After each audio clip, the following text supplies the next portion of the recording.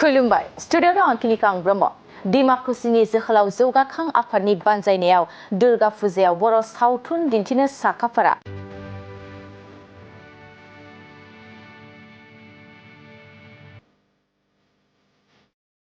उदालगुरि जिल्लानि सिङाव थानाय डिमाकुसि हाथाइसालियाव जोहोलाव जौगाखां आफादनि बानजायनायाव सानथामनि हाबाफारि लानानै फैगौ अक्ट'बर दाननि 10, 11 आरो 12 खालाराव बर'नि मुंदांखा सावथुनखौ दिन्थिनो साखाफारा जादों।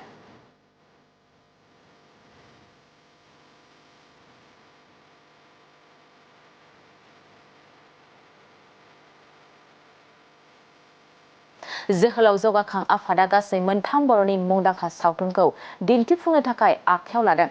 बे दिन्थिफुंनो आखायाव लानाय बर'नि मुंदांखा सावथुनानो जाबाय थैसाम 2, बर'नि थै आरो दाहाल।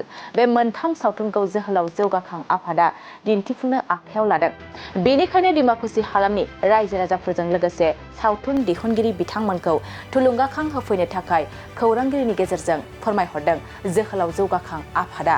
बिथांमोना टिकेटनि बेसेनखौ सेथि थाखोआव 100 रां आरो नैथि थाखोआव 150 रां लानाय जागोन होनना फोरमायदों आरो बयखौबो लोब लोब फैनानै नायफैनो खावलायहरदों।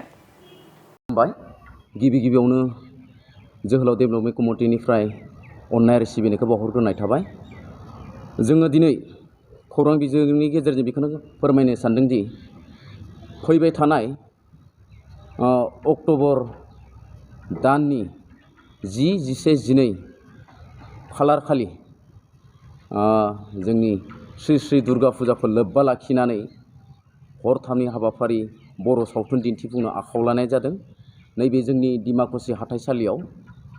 ओंखायनो बै हरथामनि हाबाफारियाव जोंनि डिमाकुसि हालामनि समाज सिबियारि आरो बर' सावथुन नायनो मोजां मोनग्रा आइ आफा बिदा फंबाय बिब' बिनानाव नोंथांमोनखौ बयखौबो बै हरथामनि हाबाफारियाव लोब लोब फैनानै जोंखौ मदद आरो हेफाजाब खालामफैनो थाखाय नोंथांमोनखौ खावलायहरनाय थाबाय। बेजोंनो मोनसे खावलायबावनाय, नोंथांमोननि अननाय आरो हास्थायनायावनो बे बोसोरनि साबसिन हामसिन जोंनि बर' हारिनि बर' सावथुन, नोंथांमोना जों बे बर' सावथुननि मुंखौबो बुंखाना होनायसै। जोंहा सेथि हराव दिन्थिजागोन जोंजों थैसाम 2 आरो नैथि हराव जोंजों दिन्थिफुंजागोन बर'नि थै आरो थामथि हराव जोङो दिन्थिनो आखायाव लादों दाहाल। ओंखायनो बै हरथामनि हाबाफारियाव जोंनि डिमाकुसि हालामनि रायजो राजा नोंथांमोना लोब लोब बयबो गोसो खुसियै बयबो फैनानै हेफाजाब आरो मदद खालामफैनो थाखाय नोंथांमोनखौ मिजिंथिनाय थाबाय। आरो नोंथांमोननि सुजुग आरो सुबिदानि थाखाय जोङो टिकेटनि बेसेनखौ गोबां खालामनाय जायाखै। मात्र सेथि थाखोआव 100 रां अर्थात नैथि थाखोआव 150, माने सेथि थाखोआव 100 आरो नैथि थाखोआव 150 थाखा। मेन कमिटिनिफ्राय बै हरथामनि हाबाफारियाव लोब लोब फैनानै बयबो जोंखौ मदद आरो हेफाजाब खालामफैयो आरो बेजोंनो लोगोसे जाय बिथांमोना बर' सावथुन दिहुनगिरि बिथांमोनखौबो हेफाजाब मदद खालामफैयो। ओंखायनो नोंथांमोनखौ गुरै खावलायहरनाय थाबाय।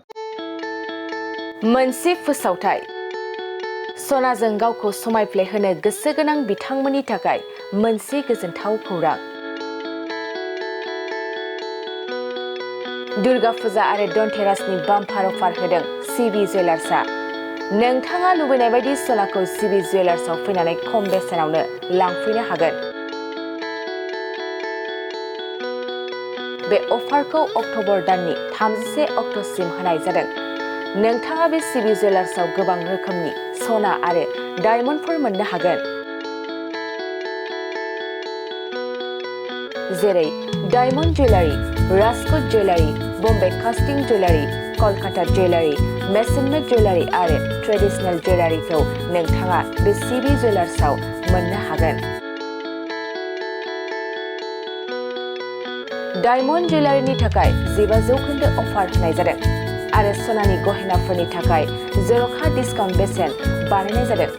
लोगोसे गोजाम सनाखौ सोलायनायनि थाखायबो स्पेसियेल रेट बानायनाय जादों।